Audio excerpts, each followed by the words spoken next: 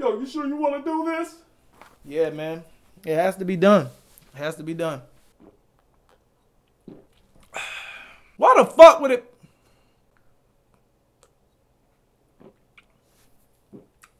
Who are you? I am Beer Drink Shawty, and I come to you, Foodie Fam, with a very heavy heart because I've been told that I am the one that's going to have to break the news to the Foodie Fam Universe. That news being CraveCon 2016, which is held in Galveston, Texas, August 12th through the 13th. CraveCon 2016. CraveCon 2016 has been canceled. There were many variables in the cancellation of this monumentous event. Ticket sales were not an issue. However, there were a few other issues, and truthfully, to be honest with you, 100% totally honest, the last vote in whether this event was going to, one, come to fruition, or two, get the axe. And I had to keep true to myself in the Foodie Fam universe.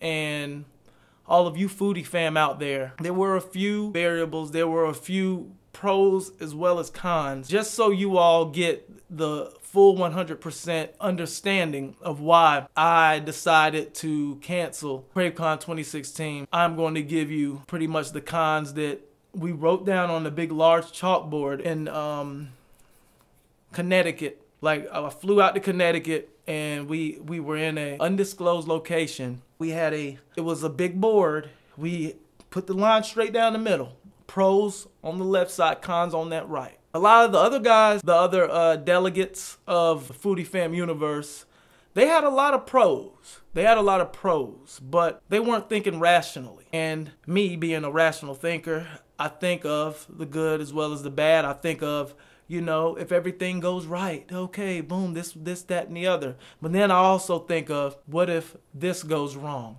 What if that goes wrong? What if that goes wrong? What if that goes wrong? And my cons, after, you know, hours and hours of deliberation between the Foodie Fam conglomerates, my cons outweighed and shed a lot of light and opened a lot of minds of the Foodie Fam Universe conglomerate to go ahead and give this event the axe. Con number one, you know, in the round table, I had to make them understand that pretty much all of the content creators will be staying in the exact same hotel, being the Hilton. And I don't know, I'm gonna tell you just how I told them. I don't know how they would feel about it, but I don't know how I would feel about having a couple of drinks in the hotel room, you know, winding down, jerking off, and getting ready to go to sleep, and just knowing that there's a huge possibility that a Joey's World Tour could be 2 to 3 rooms down.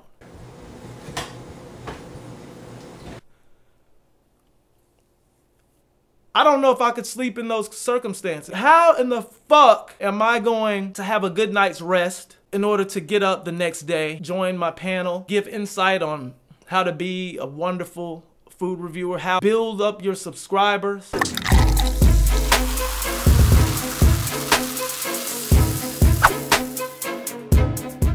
how to keep the attention span of the subscriber, because the subscriber are like monkeys. Their attention span goes like that, you know? I was gonna shed some insight on how to train the monkey to make them wanna share your video on a Facebook, a YouTube, a Twitter, an Instagram, a fuck Periscope. Follow me on Instagram at Beer Drink Shawty. How in the fuck do they meet asleep, knowing damn well that a Joey's goddamn world tour is possibly 2, 3 fucking rooms down? I can't sleep under them circumstances. Variable number 2. Ian Kiner, another invited content creator to the very first CraveCon 2016 in Galveston, Texas. Ian Kiner is definitely one of the more in-depth and great food reviewers. He is on point, on spot, as far as nutritional values, as far as the actual items that he's reviewing, the ingredients, and everything that goes behind that. However, how in the fuck can I sleep knowing a fucking gift basket delivered in front of my door every 15 to 30 minutes? You feel me? I'm not the type that's going to get hammered and try to pick a fight with a fucking 18-year-old lesbian bull dyke riding a fucking Harley Davidson. Could have been a great event. It could have been, as we all know, food review channels are being sprouted up here and there everywhere at a rate of a unicorn. And Galapagos. they're a dime a dozen now. Everyone wants to review the fucking cheeseburger. I'm so important. This 52 that I'm giving this burger is really important. A lot of real people don't give a fuck if someone endorses a Whopper. If they want a Whopper, they're gonna get a Whopper. This Burger King in the hood isn't the equivalent to this Burger King in the suburbs. To this Burger King with a Whopper purchased at 12 p.m. actual noon, ever heard of it, isn't the same Whopper from the Burger King that someone's getting in the same actual store at 10 o'clock when they're ready to go home. Everything is relative. CraveCon 2016, I think it was a great idea. I think in 6 months to a year, we may go forward with this thing.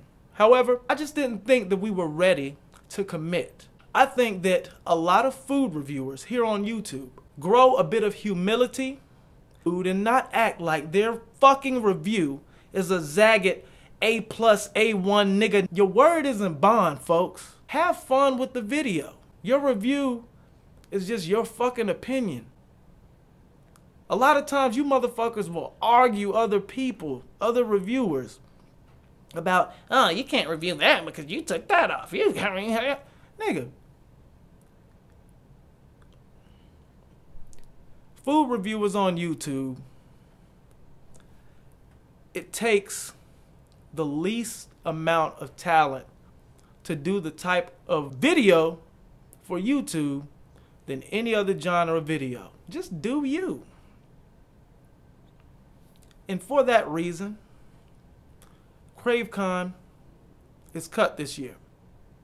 CraveCon's cut this year.